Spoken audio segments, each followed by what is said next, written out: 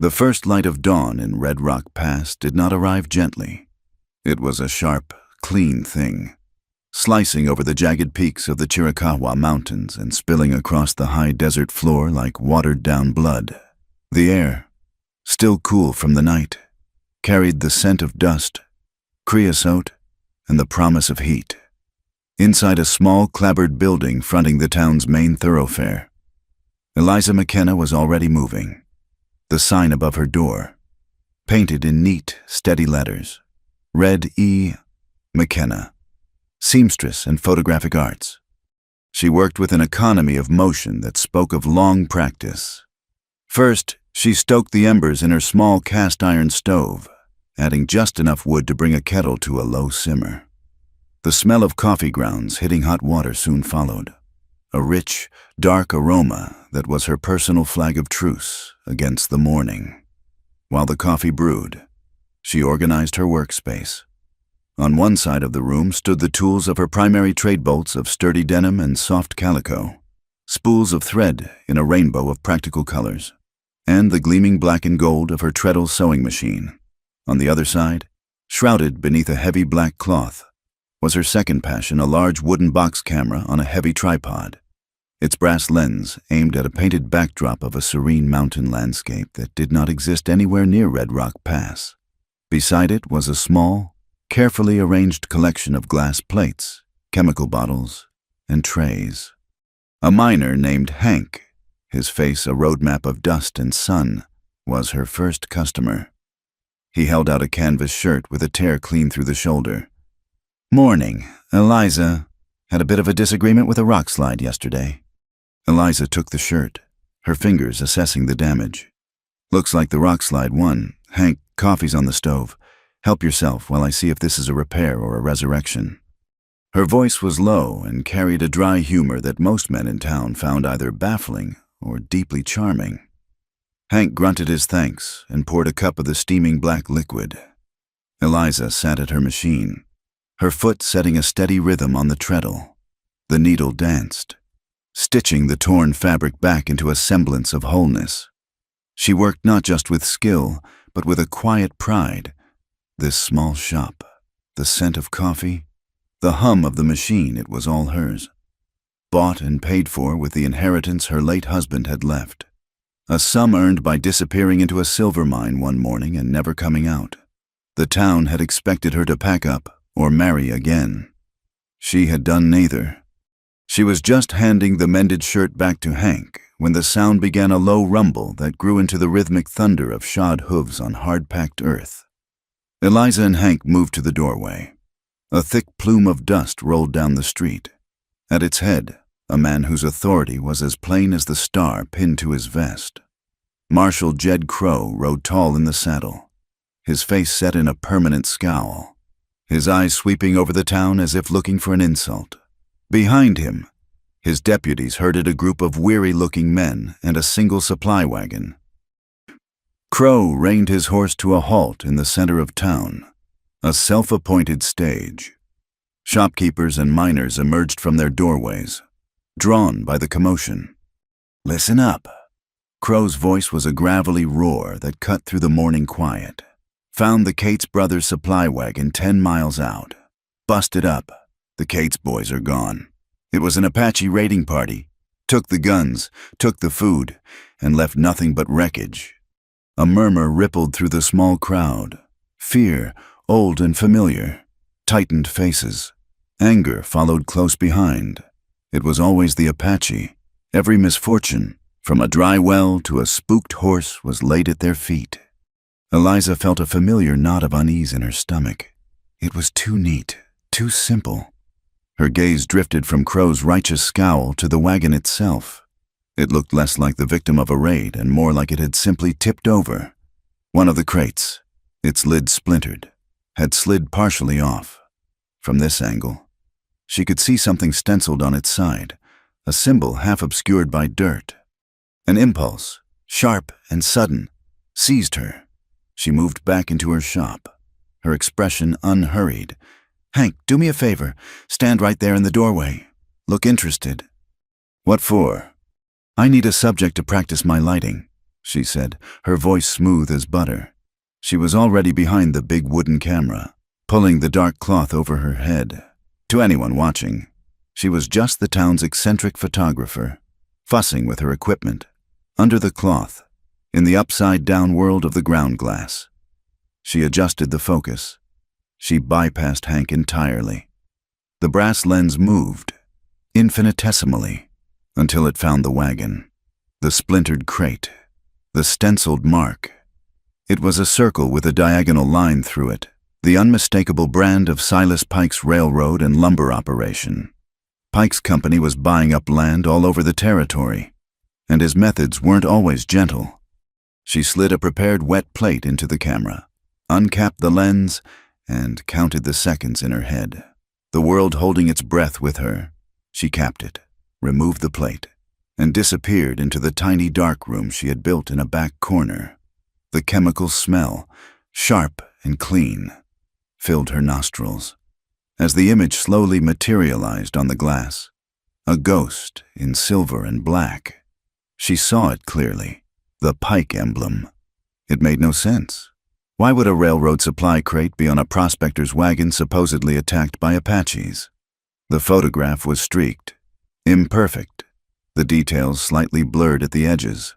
The truth, it seemed, was still out of focus. When she emerged, the crowd around Marshal Crowe had dispersed, leaving behind a residue of fear and suspicion. The rest of the morning passed in a tense quiet. Then, around midday, they arrived. There were 4 of them, a man, 2 elderly women, and a small boy who couldn't have been more than 5. They moved without a sound, their worn moccasins stirring no dust. The man walked in front, tall and lean, his face a study in composure. He carried no visible weapon, only a calm dignity that seemed to unnerve the townsfolk more than any rifle could. His black hair was held back by a simple leather band. His eyes, dark and intelligent, missed nothing. He led a single pony laden with carefully folded deer and rabbit hides. They stopped not in the center of town, but quietly, respectfully, outside the general store. The man, Nantan, spoke to the proprietor in polite, measured English, his voice low but clear. He had come to trade for salt, flour, and coffee. A lawful transaction, protected by treaty. It did not take long for Marshal Crowe to appear, his deputies flanking him like vultures. "What's this?" Crowe demanded, positioning himself to block the store's entrance. "You got a lot of nerve, showing your faces here today." Nantan's expression did not change. He simply inclined his head. "Marshal, we come to trade. These hides are good." "I'll be the judge of that," Crowe sneered.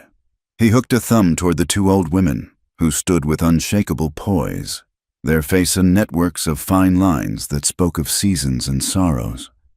"What are they carrying in those bundles?" "Herbs," Nantan said, "for medicine, and woven baskets to trade." "Let me see." Nantan remained still. "That is not necessary. We are not accused of any crime." From her doorway, Eliza watched the scene unfold. She saw the flickers of fear in the eyes of the other merchants, the aggressive posture of Crowe's men. She saw the little boy press himself against one of the women's legs, his wide eyes fixed on the marshal's shiny star, and she saw the quiet, unbreakable strength in Nantan. He was not looking for a fight. He was simply refusing to be bowed. Crowe took a step forward, his hand dropping to the butt of his pistol. "In case you haven't heard, your people are on a rampage. I could lock you all up right now, just on suspicion." That was enough. Eliza wiped her hands on her apron and stepped out into the sunlight, her shadow falling between the Marshal and the Apache family. "Marshal Crowe," she said, her tone as pleasant as a Sunday social. "I do believe the territorial treaty allows for open trade at designated townships, and as I recall, Red Rock Pass is one of them." Crowe turned, his eyes narrowing. "This is official business. Eliza, stay out of it." "It's my business when a man is trying to stop commerce on my street," she replied, giving him a small, polite smile. Mr. Herbert over there looks to be losing a perfectly good transaction. Bad for the town's economy." She gestured with her head toward the store owner, who was trying to look invisible. "Besides, I was hoping to trade for one of those baskets myself. They're much better made than the ones you can order from back east." Her intervention shifted the dynamic. It was no longer a lawman confronting a savage. It was a woman talking business. The tension did not disappear, but it changed its shape. Crow was a bully, and bullies were often flummoxed by a lack of outright fear. "These people are suspects," he blustered. "Suspects in what exactly?" Eliza asked, her voice still light. "Being thirsty. Last I checked, that wasn't a crime, even for an Apache. Let them get their supplies. Marshal, it's too hot a day for a scene." Crow glared at her, then at Nantan, who had not moved a muscle. He was being watched. The whole town was watching. To press the issue would make him look weak, baited by a seamstress, with a curse under his breath. He finally stepped aside. "Make it quick, and then get out of my town." Nantan gave Eliza a look. It was not a smile, not quite a nod. It was a silent, profound acknowledgement, a flicker of recognition that passed between two people who understood the currency of courage. He then completed his trade, his movements deliberate and unhurried. As they prepared to leave, one of the old women approached Eliza and held out a small, tightly woven basket, its design a series of interlocking steps. Eliza reached for her coin purse, but the woman simply pressed the basket into her hands and walked away. That night, a wind kicked up, howling down from the mountains and rattling the windows of Eliza's small shop. She sat at her table, cleaning the glass plate from the morning, the image of the pike crate now just a memory. The encounter in the street played over in her mind Crow's blustering rage, the quiet fortitude of Nantan, the weight of the small basket in her hands. She was about to bank the fire for the night when a flicker of orange light caught her eye. It was not the gentle glow of a lantern. This light danced and leaped, growing brighter with every second. Then came the shouts. "Fire, fire at the warehouse." Eliza ran to the window. The town's main supply warehouse, a massive wooden structure near the edge of town, was engulfed in flames.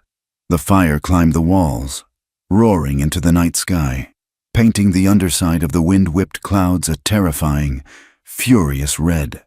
The whole town was running toward the blaze, a disorganized bucket brigade already forming. But Eliza's gaze was drawn away from the fire, toward the dark alley that ran behind her shop.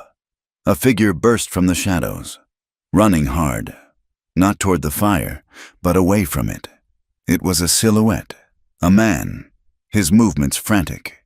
He was lean and wore a slouch hat, and in the fleeting, hellish light of the fire, one thing was perfectly clear. He was a white man. She watched until he disappeared into the darkness. The town's alarm bell began to peal, a frantic, desperate clang, and above it all, she could already hear Marshal Crow's voice, bellowing for all to hear. "It's the Apache. They've come back to burn us out. It's the Apache." Eliza stood frozen at the window, the heat of the distant fire on her face, the cold certainty of a lie settling deep in her bones. The truth was not just blurred anymore. Someone was actively trying to set it on fire. The morning air was thick with the ghost of the fire. A haze of smoke hung over Red Rock Pass, acrid and gray, a bitter shroud for the bright desert sun. The town was a hive of angry, fearful murmuring. Men gathered in small knots, their faces grim, their voices low and hard. The word Apache was on everyone's lips, a curse and a conviction. Eliza McKenna swept the dust from her shop's threshold, but the scent of ash clung to everything, a constant reminder of the night's violence. She had just finished brewing her morning coffee when the heavy tramp of boots on her boardwalk announced him. The door swung open without a knock. Marshal Jed Crow filled the doorway, his bulk blocking the light. Two of his deputies hovered behind him, their expressions a mixture of apology and intimidation. Crow's eyes scanned the small shop. dismissing the bolts of fabric and settling on the hulking shape of the camera. He stepped inside, his spurs ringing on the floorboards. He told her he heard she was taking pictures yesterday. Eliza did not stop polishing a glass tumbler. She answered that she took pictures most days. It was, she reminded him, part of her business. The marshal leaned a hand against her work table, his proximity a calculated threat. He said this was not about business. He had a witness who saw her pointing that contraption of hers at his wagon.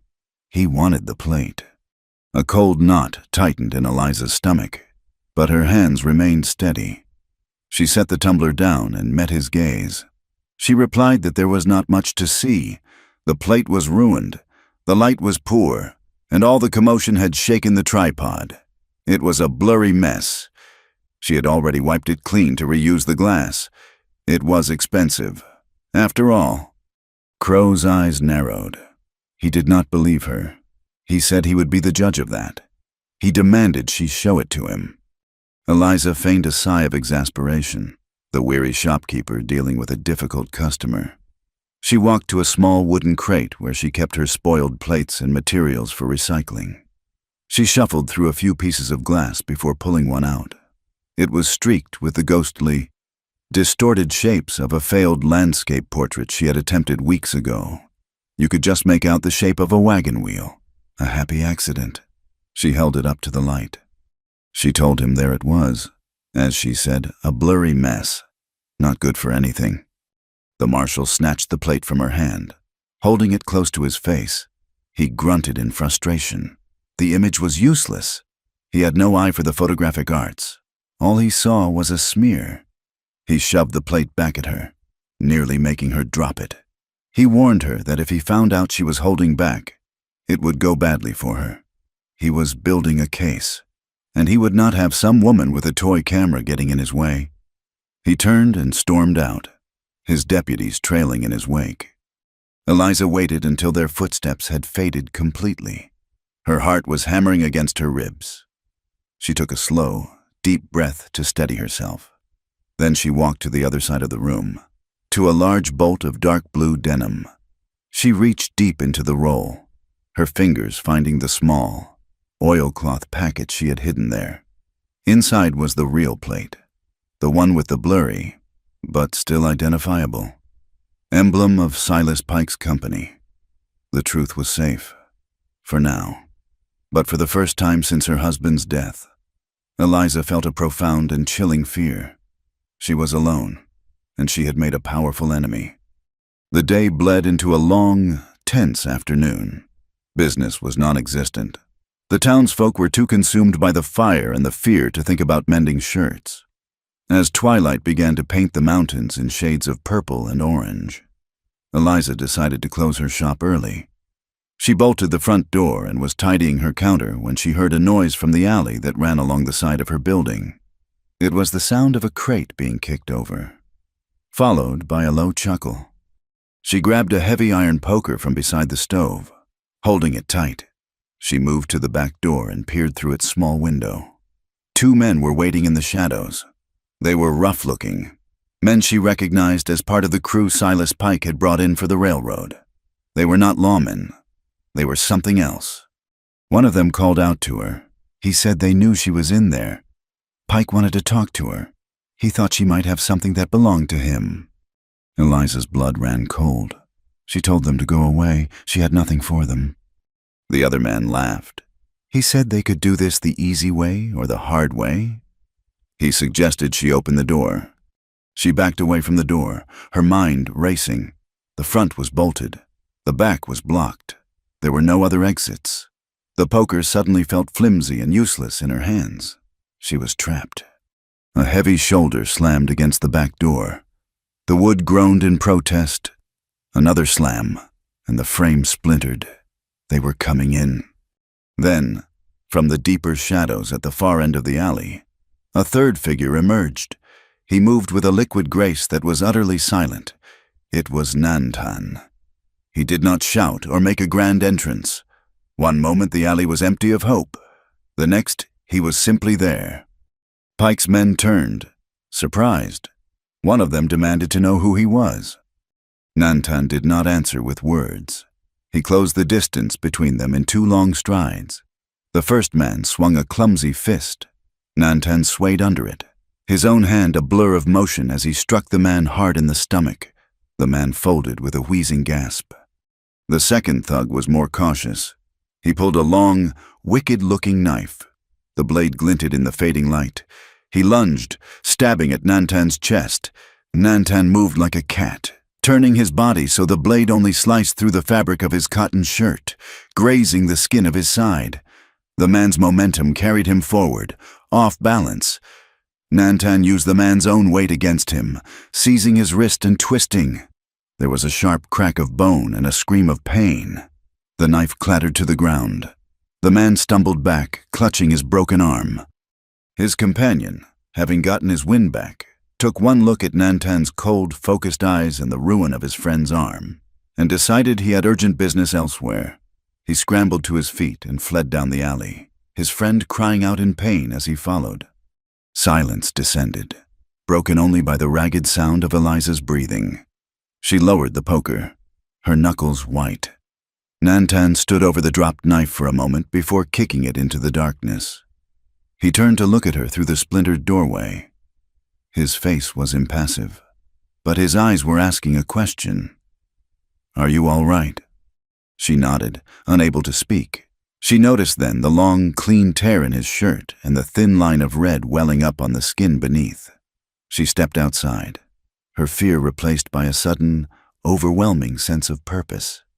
She told him he was hurt. She pointed to his side. She said to come inside. She would fix it, both the cut and the shirt. He hesitated for only a second, his gaze sweeping the rooftops, ensuring the threat was truly gone. Then he gave a slight nod and followed her into the shop. She lit a lantern, the warm yellow light pushing back the encroaching darkness. She motioned for him to sit while she fetched her medical supplies, a small bottle of carbolic acid and clean bandages. The cut was shallow, a long scratch more than a wound. She cleaned it gently, her touch surprisingly steady. He sat perfectly still, not flinching. When she was done, she looked at the torn shirt. It was a simple garment, but well made. She went to her sewing table and returned with a needle and a spool of dark thread. She told him to hold still. This would only take a moment. She stood close to him, the lantern light casting their mingled shadows long against the wall. She began to sew. Her stitches were small, neat, and efficient. The needle moved back and forth, pulling the separated edges of the fabric together. It was a simple, domestic act, an act she performed a dozen times a day, but in the quiet of the shop, with the scent of smoke and fear still in the air, it became something more. It was a thread of trust being woven in the silence. It was a bond being mended. He finally spoke, his voice a low rumble. He said they were Pike's men. Eliza did not look up from her work. She asked him how he knew. He explained that Pike had been moving cattle, a large herd, but he did not drive them along the main trails. He drove them west, across the rocky land that bordered the Apache territory. The cattle were stolen from small homesteads, their brands altered. Pike's men left a wide, messy trail that led directly toward the mountains where his people were camped. The needle paused in her hand. Eliza looked up at him, understanding dawning in her eyes. The raid on the Cates brothers' wagon, the fire at the warehouse, it was all a lie, a carefully constructed story to turn the town against his people. She said they were being framed. He confirmed it. He said Crow was either part of it or a fool who was being used. The trail of the cattle was the proof. The tracks were deep, cut by hundreds of hooves, and among them, there would be the tracks of the wagons that supplied Pike's men, wagons that would bear his mark. They led to a place his people called the Stone Jaw Canyon. He had seen the tracks himself. He needed to get a better look, to find something that would prove the trail began on land Pike controlled, not on theirs. She finished her last stitch and bit the thread. The tear was gone, replaced by a neat, strong seam. She looked from the mended shirt to Nantan's serious face. The choice was laid bare before her. She could stay here, in her shop, and pretend she had seen nothing, heard nothing. She could bolt her doors and hope Pike's men left her alone. That was the safe thing to do, the sensible thing. Or she could follow the thread of truth, no matter how dangerous the path. She thought of the little boy hiding behind his grandmother's skirts. She thought of Nantan standing calm and defiant against the marshal's hate. She thought of the glass plate hidden in the bolt of cloth. Fear was a cold, heavy thing, but her conscience was heavier. She met Nantan's gaze. She told him that a photograph of those tracks would be better proof than his word alone. Her voice was steady, much steadier than she felt. A flicker of surprise showed in his eyes. He asked if she was offering to come with him. She gave a small, wry smile. She said it seemed her particular skills were suddenly in high demand in the wilderness. She would need to pack her camera. And some coffee. She would not face a conspiracy without coffee. The corner of his mouth twitched, the barest hint of a smile. He stood up, testing the mended seam with his fingers. It was strong. He said they would leave before sunrise. They would travel fast. Eliza nodded. Her world, once as contained and orderly as her sewing box, had just been ripped wide open, and she knew, with a certainty that was both terrifying and exhilarating, that she was the only one who could stitch it back together.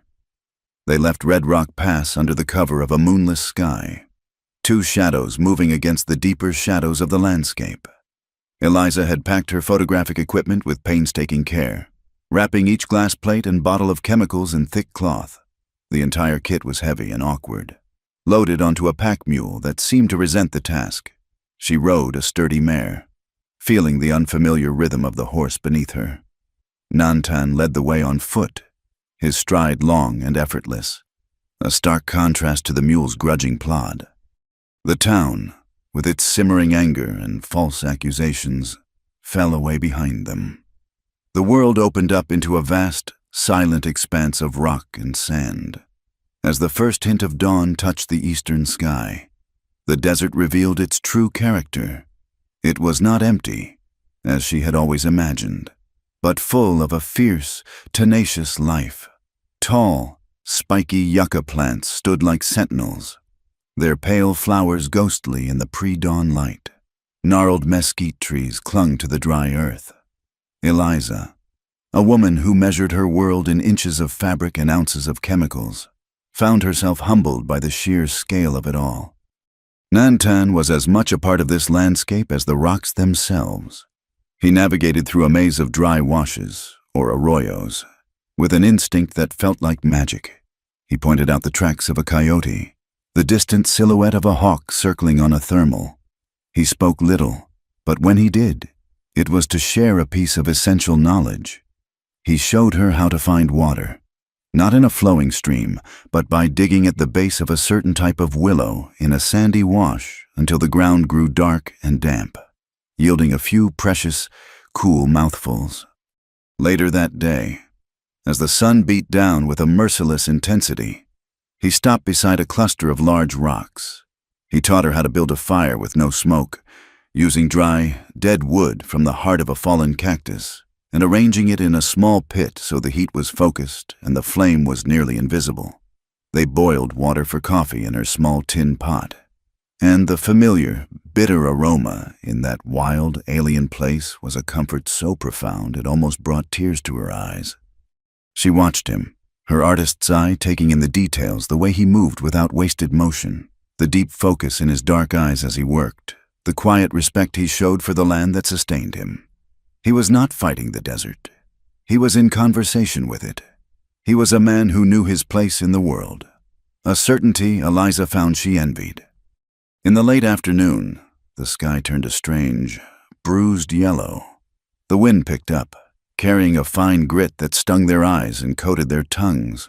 Nantan pointed to a low ridge of rock. He told her a sandstorm was coming, a small one, but they needed shelter. They reached the rock face just as the wind began to howl, a low, mournful sound. The air grew thick with sand, obscuring the sun and reducing visibility to a few feet. They huddled in the lee of the rock, the horses and mules standing with their tails to the wind, their heads low. Eliza pulled her kerchief up over her nose and mouth, the fine dust still managing to find its way in. It was a moment of absolute helplessness, a reminder of how small and fragile they were. She looked at Nantan. He was perfectly calm, his eyes closed as if he were simply resting. She asked him if he was not afraid. He opened his eyes and looked at her. He said the wind was not an enemy. It was just the land breathing. To fight it was to waste strength. To respect it was to endure. When the storm passed, as quickly as it had arrived, the world was remade. The light was soft, the air was clean, and every surface was coated in a fresh layer of fine, red dust. They moved on, and just as the sun began to dip below the horizon, Nantan stopped. He pointed toward a small cluster of wickiups, domed shelters made of brush and hide, nestled in a box canyon, a thin tendril of smoke, smelling of roasting meat, rose into the still evening air. As they approached, people emerged from the shelters. They were Nantan's relatives, his chosen family. An elderly woman with a face as beautifully lined as a riverbed came forward. Her name was Nahila. She was the one who had given Eliza the basket in town. Her dark, intelligent eyes assessed Eliza with a gravity that was neither friendly nor hostile, merely watchful. The small boy from town, whose name Eliza learned was Doste, ran to Nantan and hugged his leg, chattering in a language she did not understand. Nantan rested a hand on the boy's head, and a warmth entered his expression that Eliza had not seen before. There was no grand ceremony, no romanticized welcome. It was simple and practical. They were offered water and a piece of roasted rabbit. Eliza, exhausted and covered in dust, accepted gratefully. She watched as Nahila directed the unpacking of the supplies Nantan had brought, her authority unquestioned. Eliza saw a community bound by necessity and a deep, unspoken affection. These were not the fearsome savages of Marshal Crow's rhetoric. They were families, trying to survive in a world that was closing in on them. Later, as they sat around a small, crackling fire, a rider appeared at the mouth of the canyon. He was a young Apache man, his horse lathered in sweat. He spoke to Nantan in their own language, his voice urgent and low. Eliza could not understand the words, but she could read the impact they had. The warmth drained from Nantan's face, replaced by a cold, hard anger. Nahila looked at Eliza, and her gaze was direct. She spoke in English, her voice heavy. She explained that a hunting party, 2 men from their group, had been taken. Marshal Crow had found them on their way back to the camp. He had arrested them for leaving the designated territory. He was holding them in the Red Rock Pass jail. The charge was a pretense. They were hostages. The stakes had just been raised from a matter of justice to a matter of life and death. The fire no longer seemed warm, and the desert night felt suddenly cold and full of menace. Before the sun was fully up the next morning, Nantan led Eliza away from the camp. They rode toward the place he called Stone Jaw Canyon. As they traveled, she saw him watching the horizon, his calm demeanor replaced by a taut vigilance. He was worried for his people. The canyon was a narrow gash in the earth, its rock walls scarred and ancient. And there, baked into the hard, dry ground, was the proof they sought.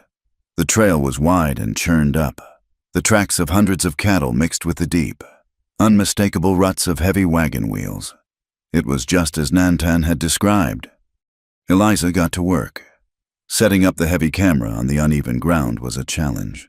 The desert heat made the wet plate chemistry volatile and unpredictable.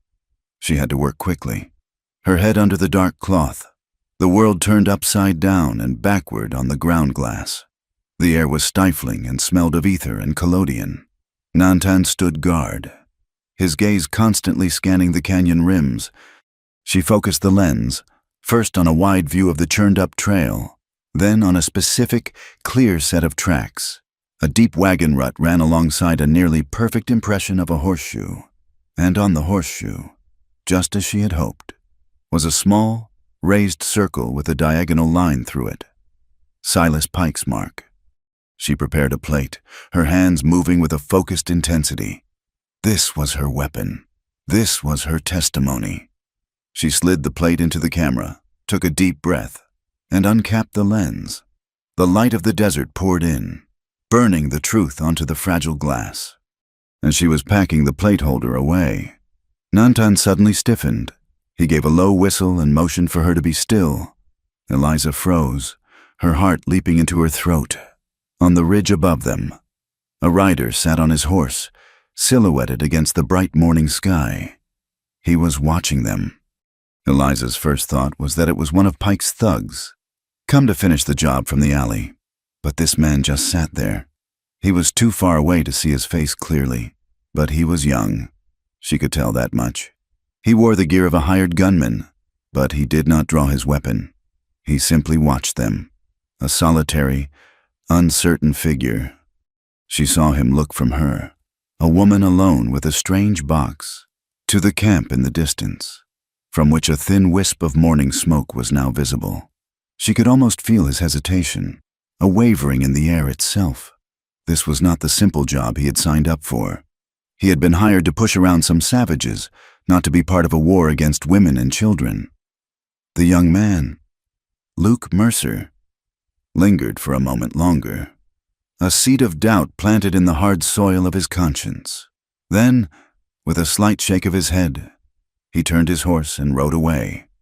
Nantan relaxed, but his eyes were grim. He said they were not safe here. They needed to go.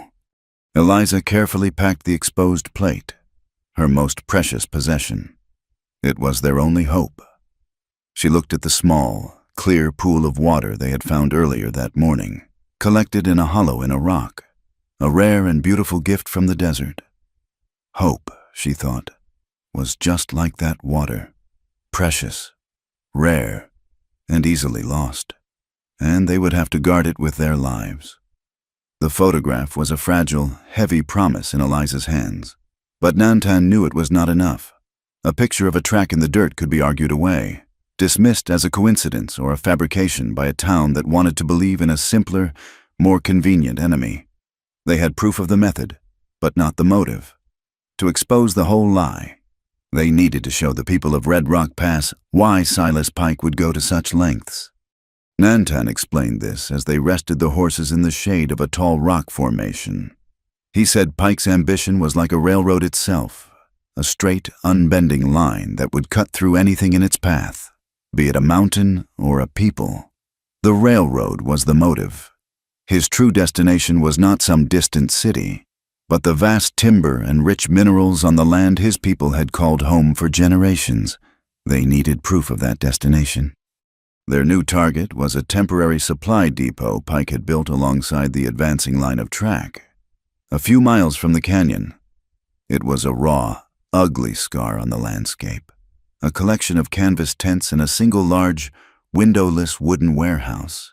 It was where Pike's men were based, a hornet's nest of hired guns and rough laborers. Going there was a risk so profound it made Eliza's stomach clench. But looking at the grim resolve in Nantan's eyes, she knew he was right. They had to follow the tracks. They waited for nightfall, the sky turning from a brilliant, painted sunset to a deep, star-littered indigo. A line of dark clouds was building in the west, and the air grew heavy and still, pregnant with the possibility of a storm. It was the cover they needed. They left the horses and the mule tethered in a hidden ravine and approached the depot on foot, moving through the chaparral like ghosts. The camp was a small island of greasy yellow light and noise in the vast, silent dark. The sounds of rough laughter, a badly played harmonica, and drunken arguments drifted from the largest tent. A single guard walked a lazy patrol around the perimeter of the warehouse, his shadow long and distorted in the lantern light. They watched him, learning the rhythm of his patrol. He was bored and inattentive. When his route took him to the far side of the building, Nantan moved. He was a shadow detaching from other shadows. Eliza followed, her heart pounding a frantic rhythm against her ribs. She felt clumsy and loud, certain that every scuff of her boot was a cannon shot in the stillness. Nantan led her to the back of the warehouse, where the wall was nothing but rough-hewn planks. He found a place where a warped board had pulled away from its frame, creating a narrow gap. It was just wide enough to squeeze through. Inside, the air was thick with the smells of sawdust, creosote, and canvas. Crates were stacked high, filled with tools, railroad spikes, and tins of food. In the center of the large, open space, a long trestle table stood under a single hanging lantern, and spread across it, held down at the corners by rocks, was a map. They moved toward it, their eyes adjusting to the dim light. It was a survey map of the entire region. The existing railroad line was marked in black ink, but from the end of that line, another was drawn in a stark, brutal red. It did not follow the gentle contours of the land. It cut a perfectly straight path directly west, through the foothills and into the heart of the Chiricahua Mountains. It passed directly over the area marked as Apache territory, the place where Nantan's people had their permanent winter camps, their sacred sites. This was it, the motive, the whole ugly truth laid out in red ink. It was a blueprint for annihilation. A sound from outside made them both freeze, the crunch of wagon wheels, the jingle of harnesses, and the low murmur of voices. Headlights swept across the front of the warehouse. 2 men were approaching. Eliza's breath caught in her throat. There was nowhere to run. Nantan acted instantly. He pulled her with him into the deep shadows behind a towering stack of crates. They pressed themselves flat against the rough wood, barely daring to breathe. The warehouse door creaked open. 2 sets of footsteps entered, their spurs ringing on the floor. "Pour me a drink, Crow. My throat's full of dust," a familiar voice rasped. It was Silas Pike. Eliza squeezed her eyes shut. Of all the damnable luck. "You've got your money. Pike, I've got my prisoners. The town is ready to boil over," Marshal Crow's gravelly voice replied. There was the sound of a cork being pulled and liquid glugging into a cup. That fire was a nice touch. Got 'em good and scared. "Scared isn't enough," Pike said, his voice hard. "I need them gone. All of them. That map is my future. Jed, I'm not letting a handful of holdouts stand in the way of it. Your 2 prisoners aren't going to be enough to justify what needs to be done." From her hiding place, Eliza could hear the clink of a bottle against a tin cup. "What do you have in mind?" Crow asked. "Something a little more dramatic," Pike answered. "In 2 days, a crew will be laying track at the edge of the foothills. My men will stage an attack, an ambush. We'll make sure there's a body or 2 left behind. Maybe we'll leave a few Apache arrows in them. For authenticity. When the news hits Red Rock Pass, they'll be begging you to ride into that canyon and finish the job. They'll call you a hero." The sheer, cold-blooded evil of the plan settled over Eliza like a physical weight. This was not just about land anymore. It was a planned massacre, sanctioned and abetted by the law. Crow was silent for a moment. Then he gave a low chuckle. "It'll be a bloody business." "Progress always is," Pike said dismissively. "Now, let's get out of here. This storm's about to break."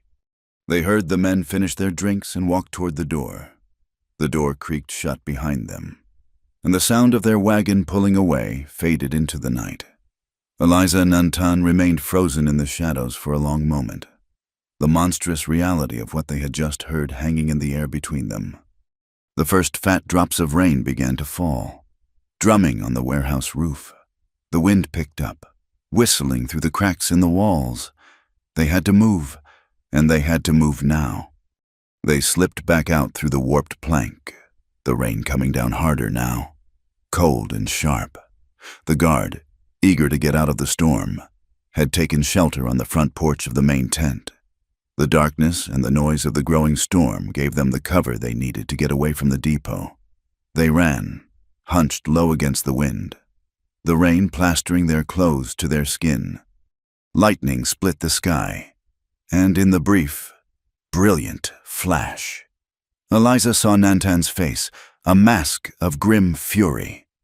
Thunder cracked directly overhead, a deafening explosion that seemed to shake the very ground. She stumbled on a loose rock, the heavy satchel containing her chemicals and extra plates swinging wildly. The clasp on the bag gave way. A small, square wooden box tumbled out, landing with a soft thud in the mud. "My chemicals," she cried, her voice nearly swallowed by the wind. It was her collodion, the lifeblood of her photography.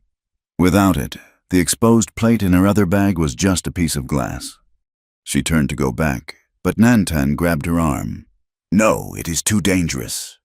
Shouts were coming from the camp now. The flash of lightning must have silhouetted them for a second. A lantern bobbed in their direction. "I have to get it," she insisted, pulling against his grip. "The picture is useless without it." Before she could argue further, Nantan released her and darted back into the darkness. He was faster, quieter. He moved like a wraith.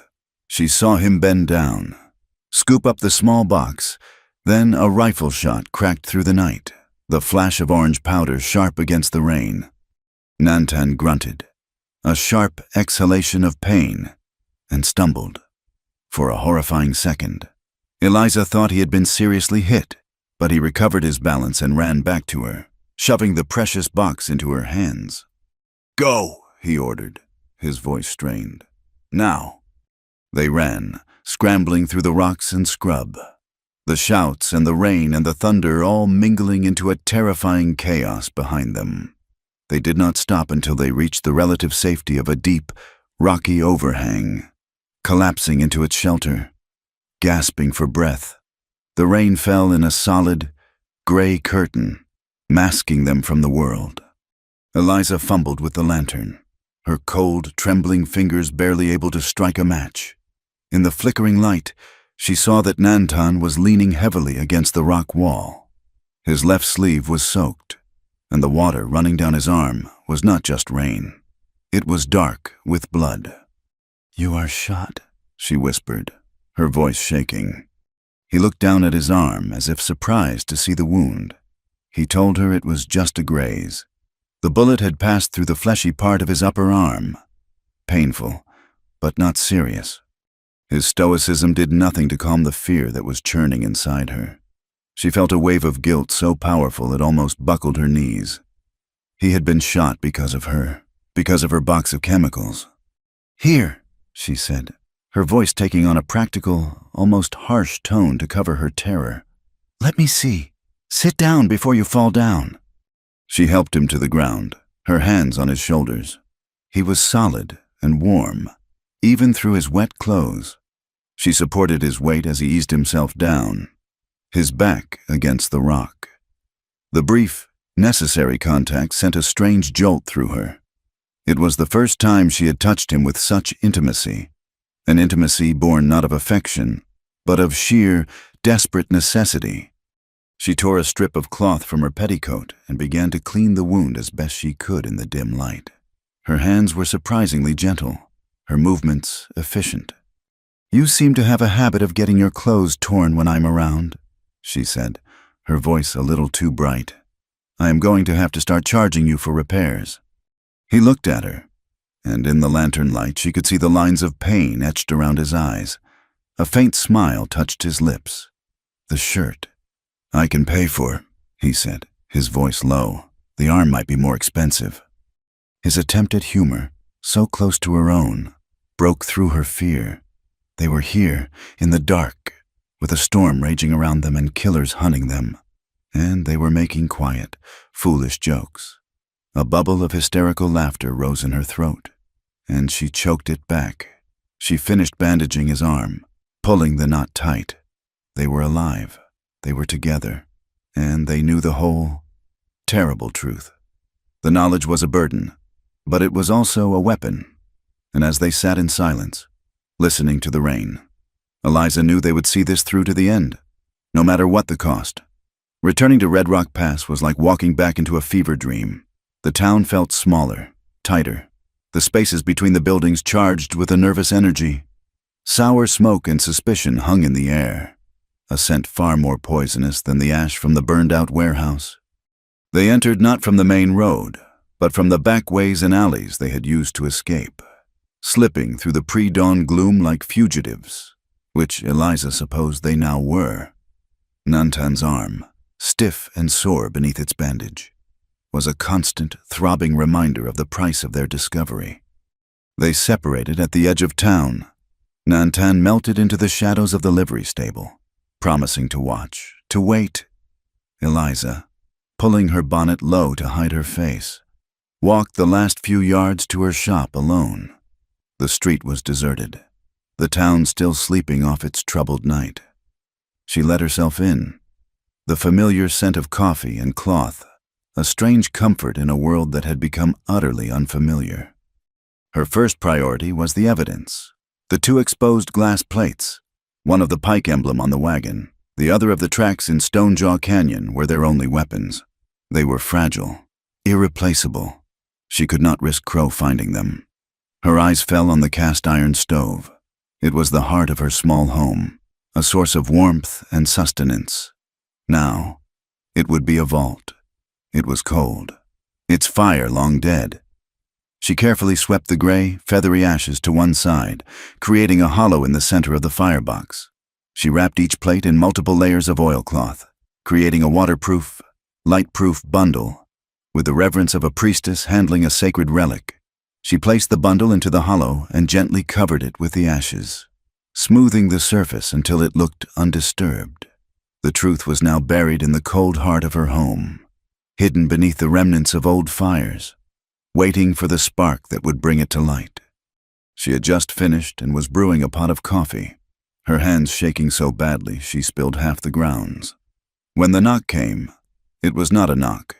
It was a hammer blow against the wood of her front door. She did not need to ask who it was. She opened the door to find Marshal Crow and 3 deputies on her boardwalk. Crow's face was a thundercloud, his eyes burning with a furious impatience. He told her he was searching the premises. He shoved a piece of paper at her, a warrant hastily scrawled and barely legal.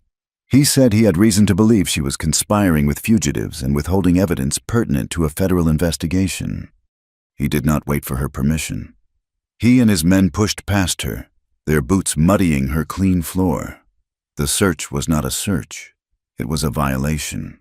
They overturned bolts of fabric, pulled out drawers of thread and patterns, their clumsy hands desecrating the order she had so carefully built.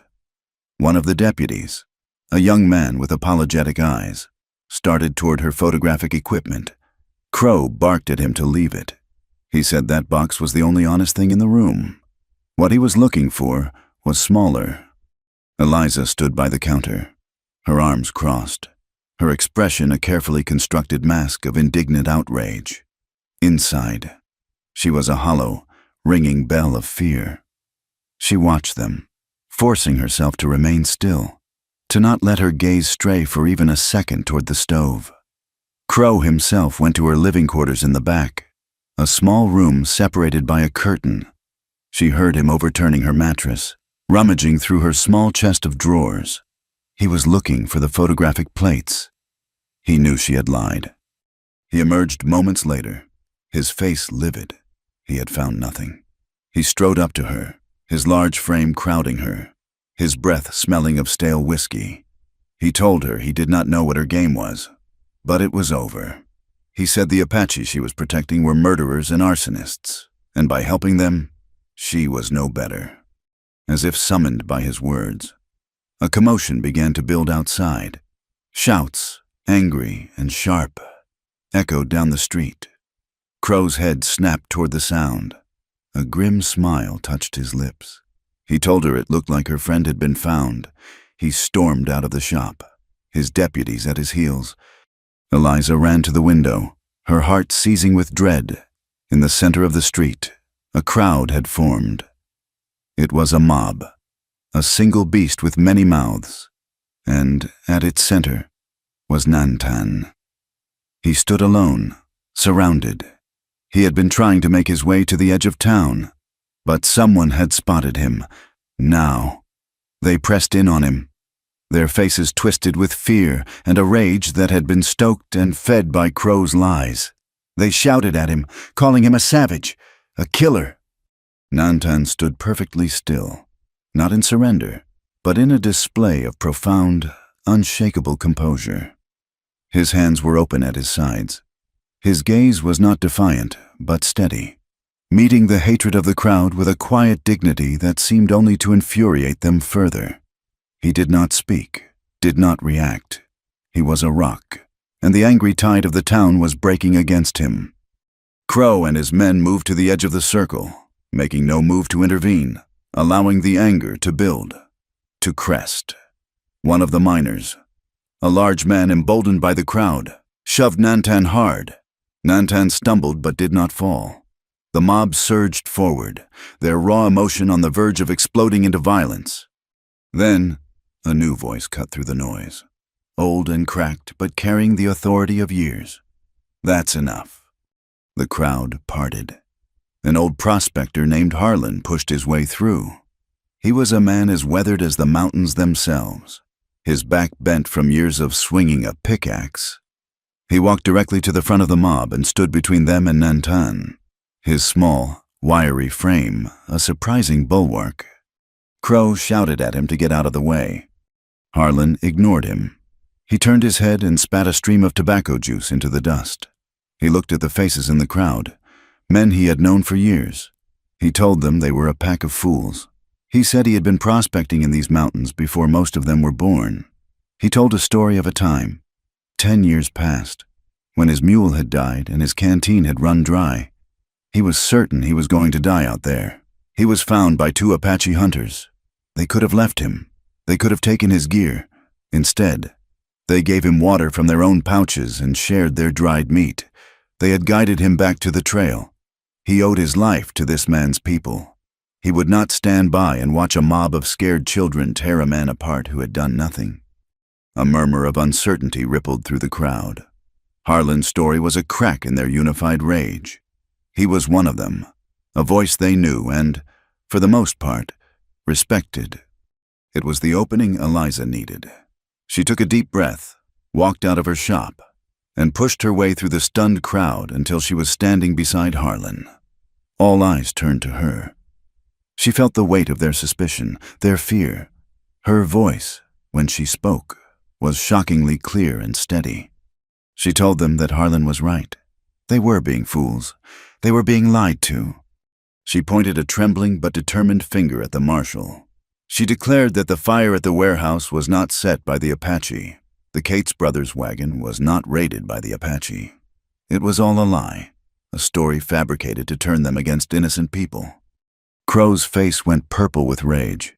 He called her a liar and hysterical. But Eliza did not back down. She had crossed the line. There was no going back now. She announced that she had proof. She had evidence that Silas Pike's company was behind the stolen cattle, and that Marshal Crow was helping him. She told them they were being used, that Pike wanted the land the Apache lived on, and he was willing to burn down the whole town and see them all at each other's throats to get it. Silence. A profound, stunned silence fell over the street. The mob was no longer a single beast. It was a collection of individuals, their faces a mixture of shock, disbelief, and, for the first time, a flicker of doubt. They looked from Eliza's earnest, passionate face to Crow's sputtering rage, and then to Nantan, who still had not moved, his expression unreadable. Crow saw he was losing control. His authority was being challenged in front of the entire town. He needed to act, to reassert his power in a way that was brutal and undeniable. He drew his pistol. The crowd gasped and shrank back. He did not point it at Eliza or Harlan. He aimed it at the sky and fired a single shot. In the ringing silence that followed, he gave an order. 2 of his deputies, who had been waiting at the edge of town, rode forward. They were not alone. Behind them, on lead ropes, were 4 people. It was Nahila, the boy Doste, and the 2 hunters who had been arrested earlier. They were Nantan's family. They were Crow's prisoners. Nantan's composure finally broke. A sound, a low growl of anguish and fury, tore from his throat. He took a step forward, his hands clenching into fists. Crow leveled his pistol at Nantan's chest. He told him to stop right there. He announced to the crowd that these were the accomplices. He said he was holding them on suspicion of conspiracy. Then his eyes, cold and hard as chips of obsidian, found Nantan in the crowd. His voice was a steel trap snapping shut. He declared that he knew who the ringleader was. He gave them 48 hours. He demanded that the man responsible for the fire, for the raid, for all of it, surrender himself at the jail. If he did not, his family would be sent to the federal prison at Yuma, a place from which no one returned. He gave his deputies the order to move the prisoners to the jail. Nantan stood frozen, a statue carved from helplessness and rage. He watched them lead away the old woman and the small child. His people, his responsibility. He had come to this town seeking justice, and instead, he had brought ruin upon those he loved most.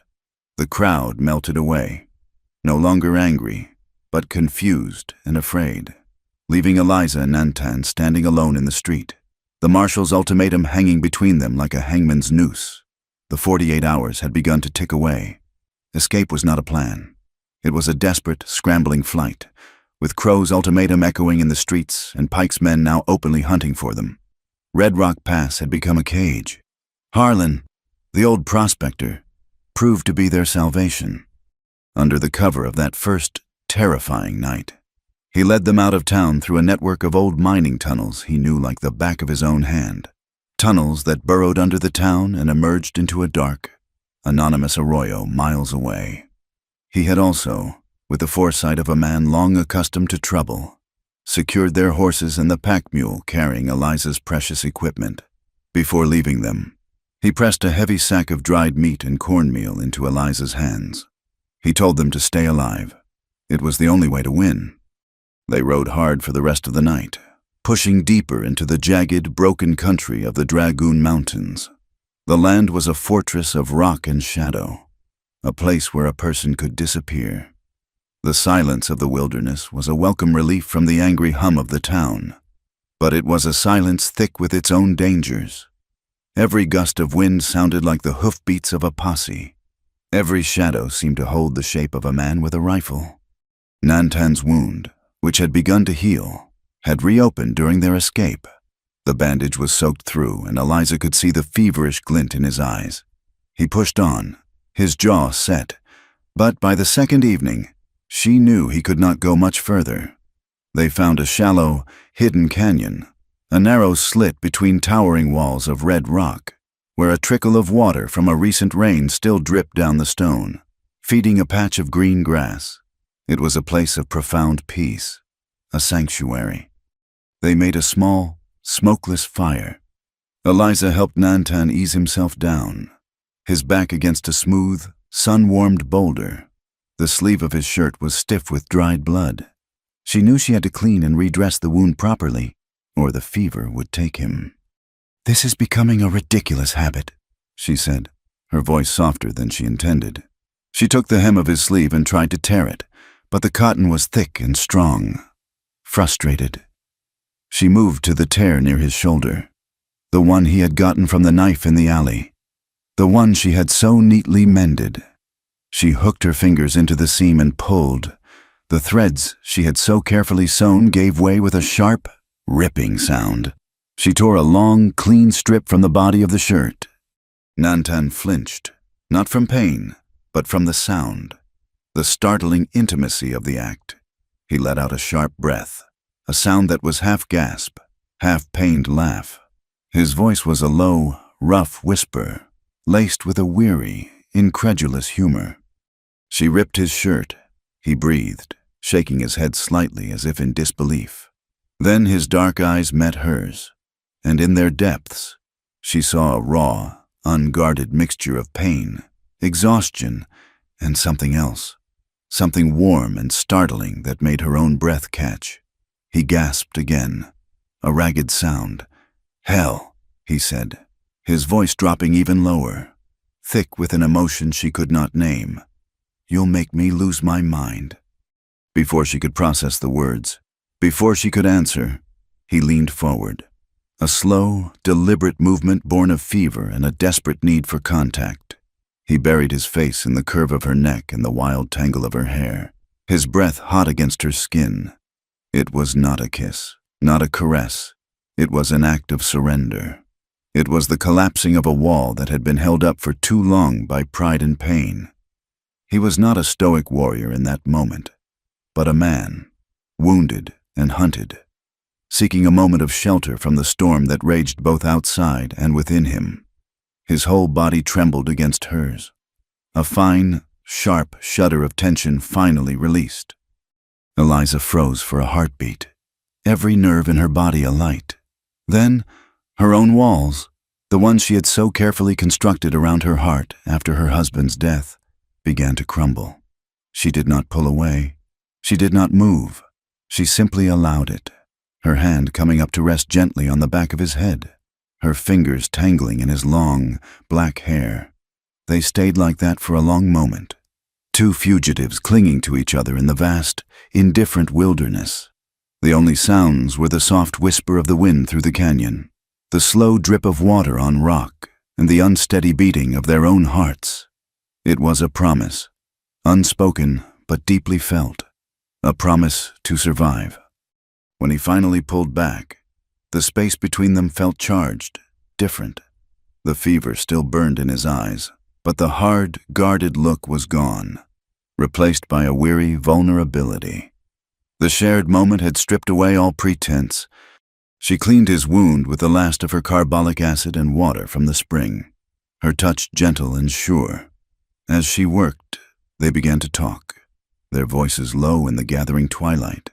The words, held back for so long, came easily now. He told her about his past.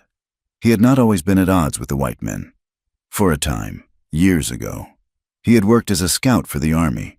He had done it not for glory or adventure, but for food and blankets for his people during a hard winter when the game had disappeared and the government rations had failed to arrive. He had thought he was making a practical choice, a bargain to ensure their survival. But it had cost him. The army officers had never truly trusted him, seeing him as a tool, a savage with a useful skill. And some of his own people had seen him as a traitor, a man who walked in the white man's world. He was caught between two worlds, belonging to neither, trusted by no one. The guilt of that choice, he admitted, was a heavy stone he had carried for a long time. As she tied the new bandage, a clean white strip against his dark skin, Eliza found herself telling him about her own past. She spoke of her husband, a good, quiet man who had dreamed of striking it rich in the silver mines. He had hated the dark, the closeness of the earth, but he had gone down into that hole every day for her, for the life they had planned to build. When he died in a tunnel collapse, the town had been kind, for a time, but soon, their pity had curdled into something else. As a widow with a small inheritance, she was seen as a commodity, a prize to be won. Men who had been her husband's friends made clumsy, unwanted advances. The town's respectable matrons watched her with suspicion, as if her unmarried status were a threat to their own domestic security. She had opened her shop not just to make a living, but to build a fortress, a small, independent kingdom where she could be her own person, not just someone's daughter, or someone's wife, or someone's widow. They talked as the stars emerged, bright and impossibly close in the clear desert sky. They were from different worlds, a Chiricahua warrior and a town seamstress, but they found a common ground in their shared loneliness, in their mutual fight for a small patch of dignity in a world that sought to deny them. Their love, if it could be called that yet, was not a sudden, romantic flame. It was a slow, steady ember, fanned to life by shared danger, mutual respect, and the profound comfort of being truly seen by another person. The rain began to fall just after midnight, a soft, steady drumming on the canvas of the small lean-to she had rigged. It was a gentle, healing rain, washing the dust from the air and the blood from the rocks. It felt like a benediction. She looked at him, his face softened by sleep, his breathing deep and even for the first time in days. The fever had broken. The bandage on his arm, the torn fabric of his shirt, the steady, rhythmic sound of the rain, it all felt like a kind of rebirth. A fierce resolve hardened in her heart. She would not let Crow and Pike win. She would not let them destroy this man, his family, his people. She thought of the glass plates buried in the ashes of her stove. They were not just evidence anymore. They were a testament. They were a vow. She would get those pictures into the light. She would show the world the truth. She would save his family. And in doing so, she knew she would also be saving herself. She sat and watched him sleep, the sound of the rain a quiet promise, and waited for the dawn. There was no time for healing. The 48-hour clock that Marshal Crow had started was a relentless, audible ticking in the silence of the canyon. Nantan's fever was gone, but a deep weariness had settled into his bones. Yet, in his eyes, a new fire burned, an unbending resolve forged in the helplessness of watching his family taken. They could not wait. To wait was to surrender. The plan was born from their two disparate worlds, a desperate fusion of ancient knowledge and modern invention. Nantan knew the land, every crack and fissure, every secret path that wound through the rocks around Red Rock Pass. He knew of a narrow game trail that led to a series of crevices behind the town's main structures, a path that would allow them to approach the makeshift jail, a reinforced storage shed behind the marshal's office, without being seen from the street. Eliza, in turn, knew the properties of light and chemistry. In her heavy pack, among her bottles and glass plates, was a small, sealed tin of magnesium powder. It was a tool of her trade, used to create a brilliant, instantaneous flash of light for taking photographs in dim conditions. A flash bright enough to capture a fleeting image on a glass plate.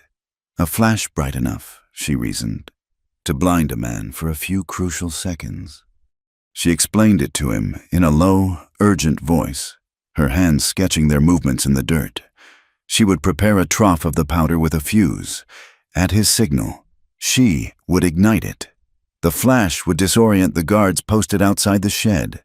In that moment of blindness and confusion, he would have his chance. It was a wild, improbable scheme, relying on split-second timing and a great deal of luck. But it was the only plan they had. They would not just rescue the prisoners. Eliza was adamant. They had to get the other proof, Pike's ledger, the book that would tie him directly to Crow and the whole conspiracy. Nantan had seen Pike carry it into the marshal's office that night at the depot, with the entire town on edge. It was likely the safest place for Pike to keep it. The rescue would have to create a diversion big enough for one of them to slip into the office itself. They set out as the storm from the previous night gathered itself for a second assault. The clouds rolled in, low and heavy, and a cold, misty rain began to fall, slicking the red rocks until they shone like polished garnet. The rain was a gift, muffling their sounds and making the night darker. They moved with a desperate speed, their progress a painful, scrambling journey through the treacherous terrain. As they neared Red Rock Pass, the tension became a physical thing, a tight band around Eliza's chest. The town was a scatter of weak, yellow lights against the oppressive dark. It looked wounded, fearful. They tethered the horses in a thicket of mesquite and crept the last half-mile on foot, the mud sucking at their boots. Nantan led her to the hidden trail. It was little more than a whisper of a path, a narrow ledge that hugged the base of the cliffs behind the town. They moved in single file, Eliza's hand often brushing against the cold, wet rock for balance. Below them, they could see the back of the marshal's office and the dark, solid shape of the shed where the prisoners were being held. Two guards stood under a small overhang, trying to keep dry. They were Pike's men, not deputies. Their silhouettes were visible against the light spilling from the office window. They smoked cigarettes, their voices carrying faintly on the damp air. Inside the office, Eliza could see the shapes of two men at a desk, Crow and Pike. Their presence there, so close, was both a danger and an opportunity. Eliza found a flat, sheltered spot on the ledge directly above the guards. She took out the tin of magnesium and a small, flat piece of metal she used as a flash pan. Her hands were shaking, but her movements were precise. She poured a thick line of the silvery powder into the pan and laid a short, waterproof fuse at one end. Everything was ready. She looked down at Nantan, who had moved closer to the edge of the trail, poised to descend the moment she lit the fuse. He met her gaze, and in the darkness, he gave a single, sharp nod. Eliza struck a match, shielding the tiny flame with her body. The fuse caught, sputtering for a terrifying second before igniting with a whoosh. The world exploded in a silent, instantaneous blast of pure white light. It was brighter than the sun, a searing, chemical glare that bleached the color from everything and burned sharp, black afterimages onto the eye. The two guards cried out, throwing their hands over their faces, stumbling backward, completely blinded. In that instant, Nantan moved. He was a blur of motion, dropping from the ledge to the ground with a soft thud and covering the distance to the shed in a few silent strides. He slammed the heavy bar off the door's latch. The door swung open. From inside, the two Apache hunters emerged, ready, their eyes already adjusted to the dark. Behind them came Nahila, her face a mask of calm resolve. She held Dost's hand, the boy's face buried in her skirts, shielding him from the chaos. More shouts came from the marshal's office. The door was thrown open, but the flash had been aimed perfectly, its brilliant light pouring through the windows. Crow and Pike were as blind as their guards. What in the hell was that? Pike roared, his voice thick with panic, as Nantan herded his family toward the dark crevice that would lead them to safety. Eliza saw her chance. She scrambled down from the ledge, her own vision spotted with floating black dots from the flash. She ran not toward the escaping prisoners, but toward the marshal's office. A third guard, who had been further away, was recovering his sight. He raised his rifle, trying to make sense of the shadowy figures melting into the darkness. Just as he took aim, a shot rang out, not from his gun, but from the far end of the street. The bullet kicked up dirt a few feet in front of him, a clear warning. The guard spun around, confused. Eliza saw him then. It was the young gunman from the ridge, Luke Mercer. He stood half hidden in an alleyway, his pistol still raised. He had not fired at them. He had fired to save them. He met Eliza's eyes for a fraction of a second, his expression a turmoil of fear and decision. Then he vanished back into the shadows. His conscience had finally won. The warning shot had bought them the precious seconds they needed.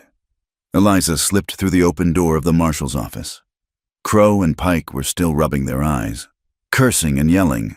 On the desk, illuminated by a lantern, lay the ledger book, open to a page of neatly written columns, names, dates, and figures. She did not hesitate. She snatched the heavy book from the desk, tucked it under her arm, and was out the door before either man had fully recovered his sight.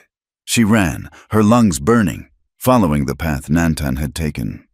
She caught up with them at the mouth of the dark, narrow canyon that served as their escape route. Nantan was there, waiting for her. He saw the book under her arm, and a look of fierce approval flashed in his eyes. He took her hand and pulled her along. "Now we run," he said. The escape was a nightmare of mud and water.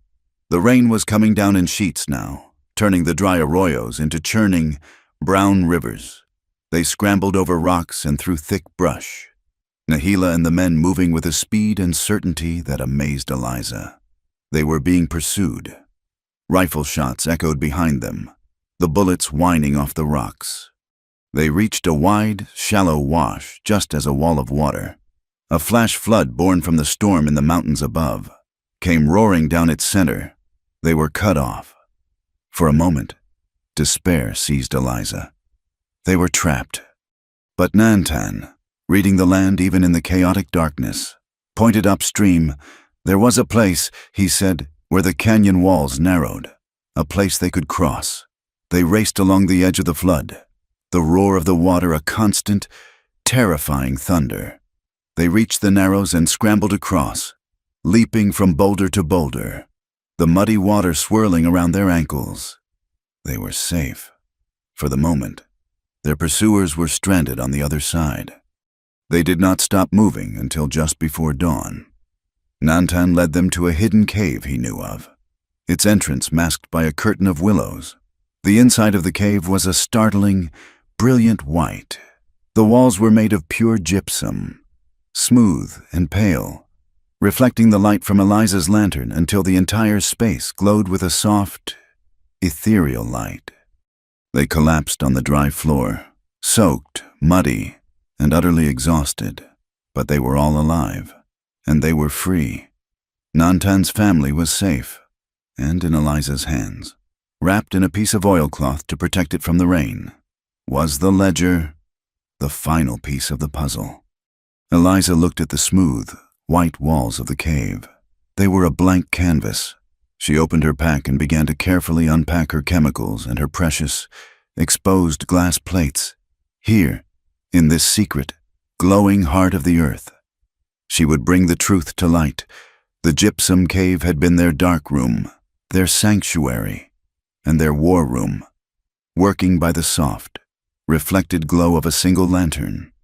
Eliza had transformed the raw evidence of the glass plates into undeniable proof. The white gypsum walls became her canvas. She had made contact prints, positive images on treated paper, using the carefully preserved chemicals and the controlled light of the lantern. The process was painstaking, a delicate chemical ballet performed in the heart of the earth. When she was finished, she had 2 sets of images, the original, ghostly negatives on the glass plates, and a half-dozen clear, sharp paper prints that showed every detail: the Pike brand, the wagon ruts, the damning horseshoe. They timed their return to coincide with market day. It was a calculated risk. The town would be crowded, full of farmers from outlying homesteads and miners down from the hills to spend their pay. It was the one day when strangers could move through the streets without attracting too much attention. It was also the day the circuit judge, Judge Silas Miller, was scheduled to be in town, holding court in the saloon, the only building large enough for the purpose. Their 48 hours were nearly up. It was now or never. Nantan, his family, and the 2 freed hunters slipped into town from the south, taking refuge in the deep shadows of the livery stable, where Harlan stood a quiet, watchful guard. Eliza walked into the heart of the chaos alone. The market square was a riot of noise and color. Farmers hawked vegetables, a blacksmith hammered out horseshoes, and miners bartered for supplies. The air was thick with the smells of horseflesh, frying bacon, and dust. But beneath the surface of this boisterous commerce, a current of fear still ran. Men wore their pistols openly. Conversation stopped when strangers drew near. The town was a powder keg waiting for a spark. Eliza carried a simple wooden frame she had fashioned from the remains of a broken crate. She walked to the very center of the square, to the public notice board that stood beside the main water trough. With a small hammer and 4 nails, she affixed the frame to the board. Then, with the whole square seeming to hold its breath and watch her, she took out the 2 glass plates. She slotted them carefully into the frame, one above the other. The morning sun, bright and unforgiving, shone through them. The effect was immediate and profound. The images on the glass, dark and ethereal, were projected by the sun onto the pale, dusty wood of the notice board. They were like visions from another world. A crowd began to gather, first out of curiosity, then in a murmur of confusion. They saw the image of the wrecked supply wagon, and there, on the side of a crate, was the unmistakable circle and line of the Pike Railroad and Lumber Company.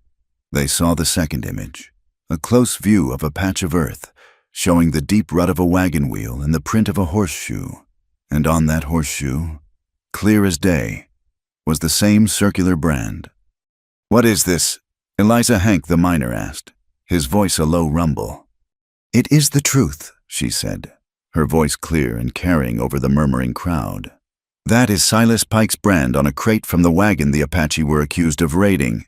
And that is Pike's brand on a horseshoe from the trail where hundreds of stolen cattle were driven to frame Nantan's people." A man in the crowd, one of Pike's laborers, shouted that she was a liar, that the pictures were tricks. Others took up the cry, but many were silent, their faces a canvas of dawning doubt. They were simple men, miners and farmers, but they understood the physical evidence of a brand. It was a language more honest than words. Just then, Silas Pike himself pushed through the crowd, Marshal Crowe at his side. Pike's face was flushed with anger. He saw the images on the board, and for a second, a flicker of pure panic crossed his features before he masked it with blustering rage. He bellowed that this was nonsense. He accused her of being a traitor, of manufacturing evidence to help murderers. Crowe drew his pistol, telling the crowd to disperse, that this was an illegal assembly. But before he could enforce his command, a new voice of authority cut through the tension. "Put that weapon away, Marshal." Judge Miller stood on the steps of the saloon. He was a tall, stern man with a thick white mustache and eyes that had seen every form of human desperation and deceit. The circuit court was now in session, he announced, and it appeared they had their first case. Eliza seized the moment. She walked directly to the judge, the crowd parting before her. "Your Honor," she said, her voice ringing with a conviction she did not know she possessed. "I wish to present evidence of a conspiracy to commit theft and murder. A conspiracy led by Silas Pike and aided and abetted by Marshal Jed Crowe." A collective gasp went through the crowd. This was no longer a simple accusation. This was a formal charge, laid at the feet of the law itself. Judge Miller's eyes narrowed. He looked from Eliza's determined face to the furious expressions of Pike and Crowe. "Those are serious charges, madam. You had better have more than just shadows on a piece of glass." "I do, Your Honor," Eliza said. She held up the heavy leather-bound ledger. "I have Silas Pike's own account book, stolen from your office." "Marshal," she added, looking directly at Crowe, "it details payments made to you, a schedule of cattle shipments that match the dates of local rustling, and plans for a railroad line running directly through protected Apache lands." She handed the book to the judge, who began to thumb through its pages, his expression growing more grim with every line he read. The square was utterly silent now. The townspeople held in a state of suspended shock. "This is damning," the judge said finally, looking up at Pike. "Do you have anything to say to this?" Pike sputtered, his face a mask of sweat and fury. He called it all lies, fabrications. "Is there anyone who can corroborate this woman's story?" the judge asked, his gaze sweeping the crowd. For a long, terrible moment, there was only silence. Eliza's heart sank. Had it all been for nothing? Would no one stand with her? Then, a figure stepped out from an alleyway. It was Luke Mercer. He was pale and trembling, but he walked with a steady, determined gait until he stood before the judge. "I can," Luke said, his voice cracking but clear. "I can corroborate it. I was there. I work for Mr. Pike. He hired me and a dozen others to drive those stolen cattle. He told us it was to create a trail, to lay the blame for it all on the Apache. He planned an ambush on his own railroad crew, to make it look like an attack, to give the marshal an excuse to clean out the canyon." He swallowed hard, his eyes finding Eliza's for a second. It was wrong. What we were doing was wrong. Luke's confession was the spark that lit the fuse. The evidence was overwhelming, the testimony undeniable. The crowd turned as one, their doubt and fear finally crystallizing into a cold, hard anger directed at the two men who had so thoroughly betrayed them. Silas Pike saw it in their eyes. He saw the end of his ambition, the cold reality of a prison cell, or worse, a rope. The arrogance and bluster fell away, leaving only the raw, panicked animal beneath. With a wild cry of rage, he drew his pistol. He did not aim at the judge or Luke. He aimed at the crowd. He fired once, twice, the shots deafening in the enclosed square. Chaos erupted. People screamed and dove for cover. Market stalls were overturned, their contents spilling into the dust. It was a stampede of terror. In that instant of pandemonium, the rule of law dissolved completely, replaced by the rule of the gun. Marshal Crowe saw his own end in the chaos. But he was a different kind of animal than Pike.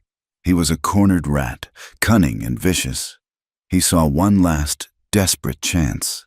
While all eyes were on Pike, Crow lunged, not for his own gun, but for Eliza. He grabbed her from behind, his thick arm locking around her throat, cutting off her air. He pressed the cold muzzle of his pistol to her temple. The crowd froze, their panic momentarily checked by this new, more intimate horror. "Everybody stay back," Crow screamed, his voice raw with desperation. "Stay back or I will kill her right here." He began to drag her backward, away from the saloon, away from the judge, using her body as a shield. The townsfolk, who moments before had been ready to tear him apart, were now helpless, their hands raised in a gesture of surrender. "Where are you going?" Crow, the judge, demanded, his voice shaking with fury.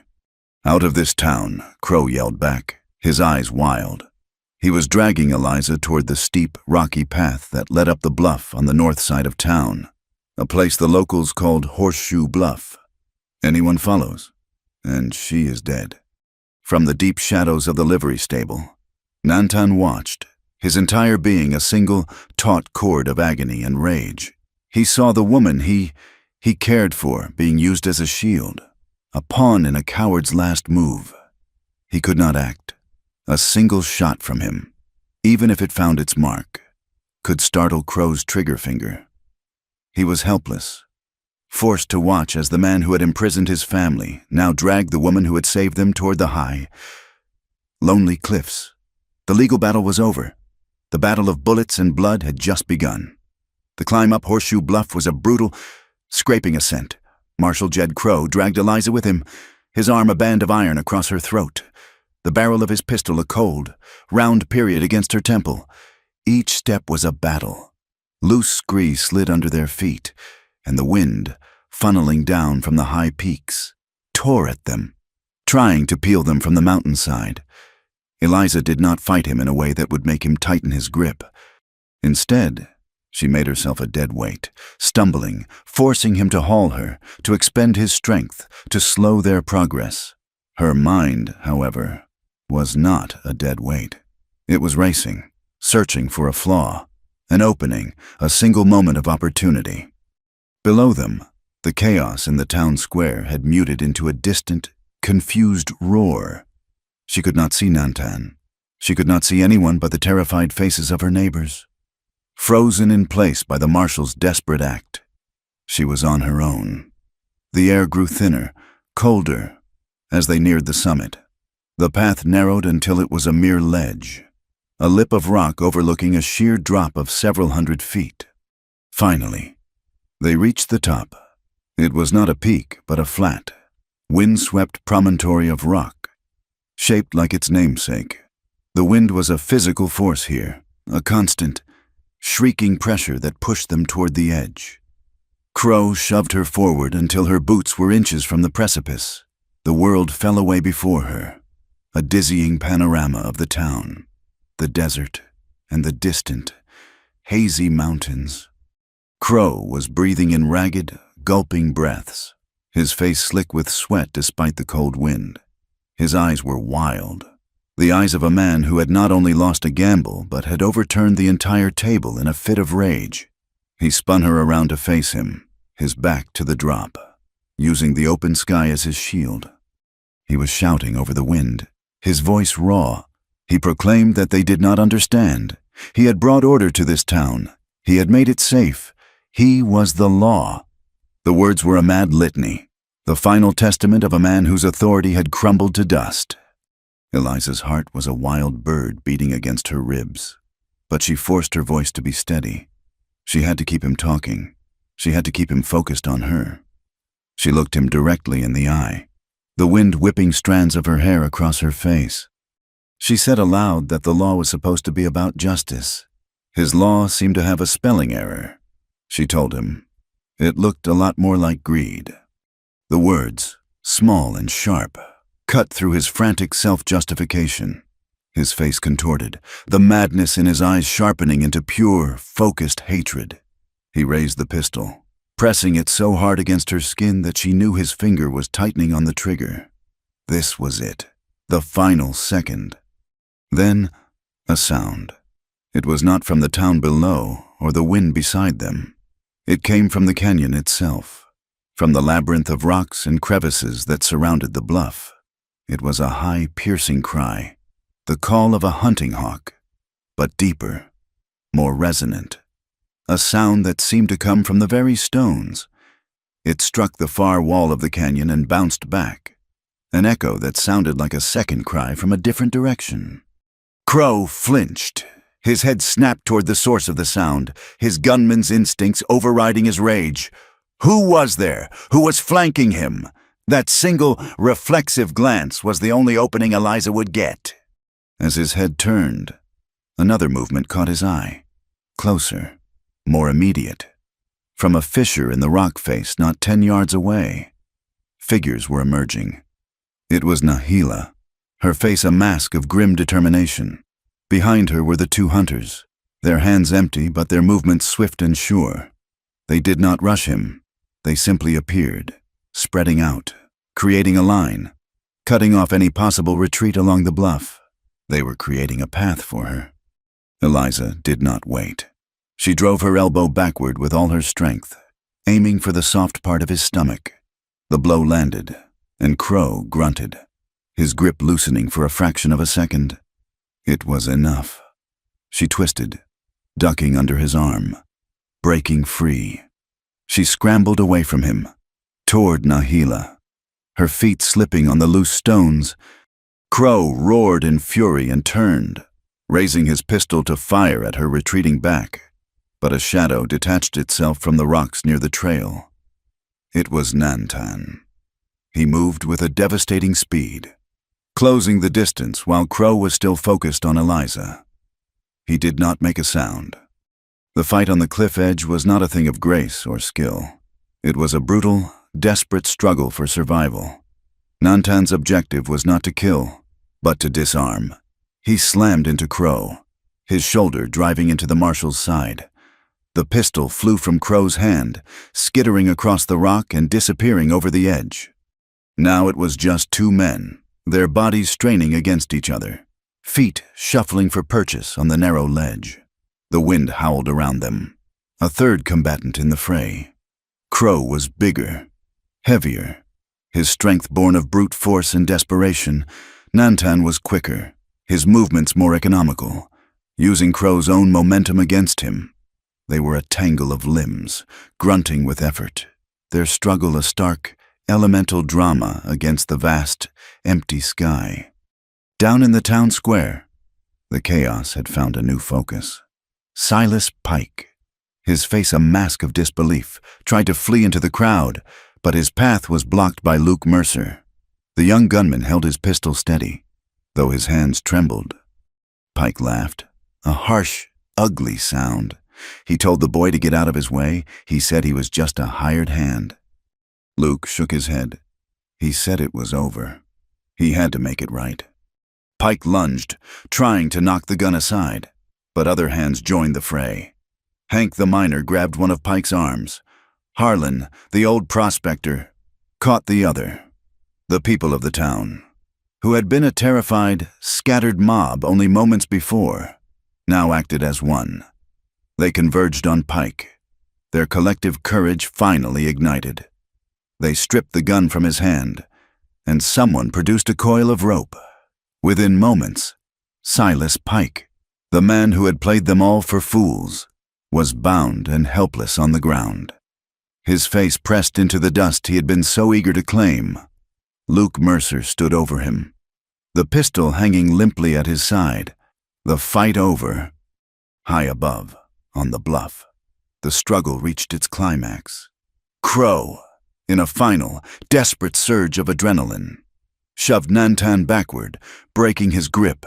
He lunged forward, his hands reaching for Nantan's throat, his face a grotesque mask of murderous intent.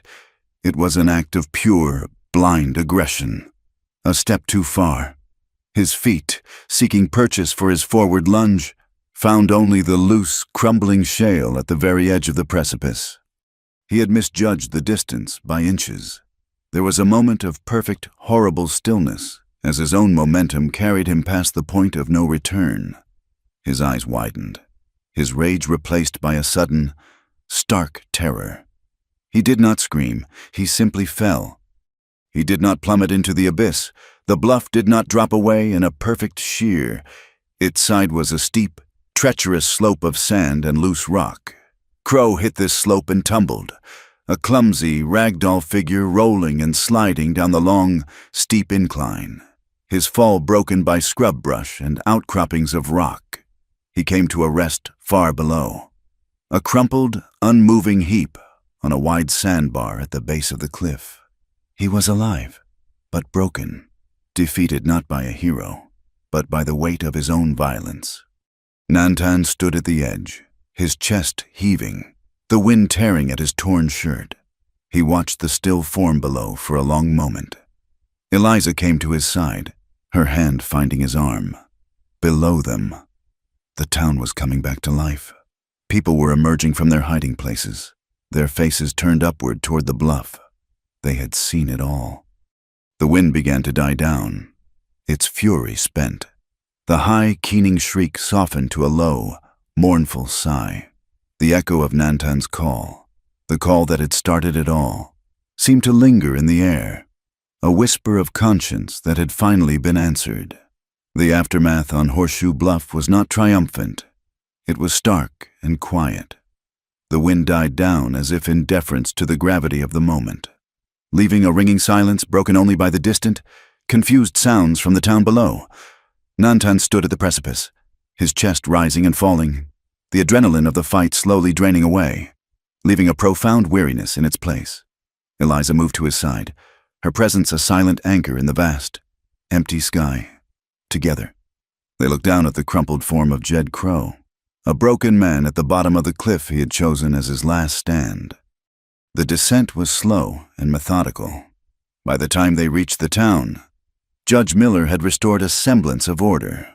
Luke Mercer, his face pale but his resolve firm, stood guard over a bound and sullen Silas Pike.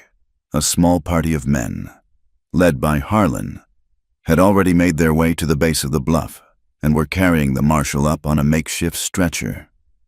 He was alive, his body a collection of broken bones, but his reign was definitively over. Judge Miller, his face a grim mask, took charge. He formally deputized Harlan and Hank the Miner on the spot, their authority now backed by the full weight of the circuit court. Pike was locked in the very same shed that had held Nantan's family. Crow was taken to the town's small infirmary, a federal prisoner under armed guard. A rider was dispatched to the territorial capital. Justice, it turned out, was not a single explosive moment on a cliff. It was a slow, grinding process of paperwork, testimony, and the methodical application of the law. 2 days later, a squad of federal marshals rode into Red Rock Pass.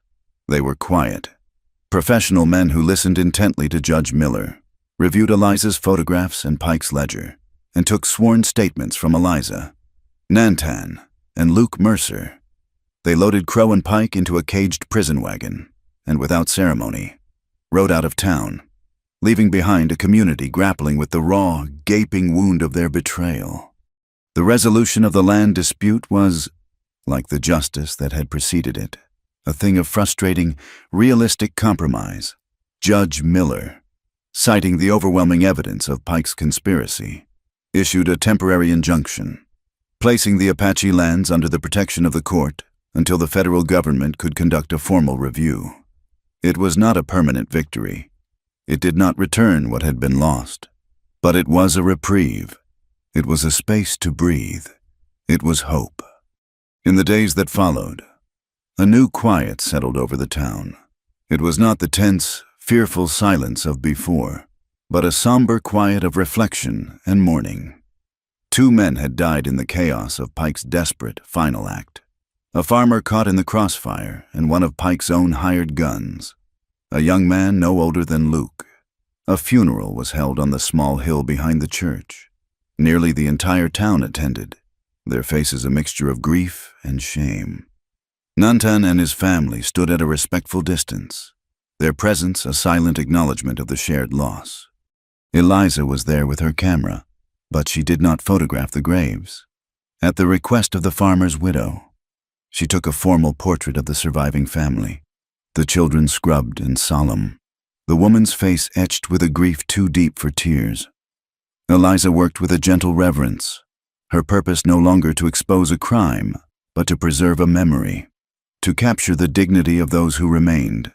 The click of her camera's shutter was a small, sharp sound against the quiet sorrow, a testament to the fact that life, however battered, went on. They did not stay in the town, nor did they retreat deep into the mountains. They chose a place in between, a small, unclaimed parcel of land where a clear stream tumbled out of a canyon and wound its way through a grove of cottonwood trees. It was a place that belonged to both of their worlds, and to neither. Here, they began to build, with help from Harlan and some of the other miners, who worked for no pay, only for the quiet satisfaction of setting a small piece of the world right. They built a small cabin. It was not large, but it was solid, made of pine logs and river stones. One side of the main room, with its large, north-facing window, became Eliza's studio, a place for her camera and her chemicals. The other side was for living, with a large stone fireplace that Nantan built with his own hands.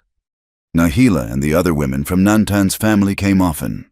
They showed Eliza which plants by the stream were good for medicine and which roots were good to eat. Nahila, her gnarled fingers moving with a lifetime of practice, began to teach Eliza how to harvest the sharp, spiky leaves of the agave plant and how to beat them against a rock to release the strong, pale fibers within. She taught her how to spin those fibers into thread and how to weave that thread on a simple, handmade loom. As Eliza's clumsy fingers slowly learned the ancient rhythms, she felt a connection to this land, to these people, that went deeper than any photograph. In return, Eliza taught the children, including a wide-eyed Doste, how to read a few simple words and how to mix the chemicals to make a picture appear on paper as if by magic.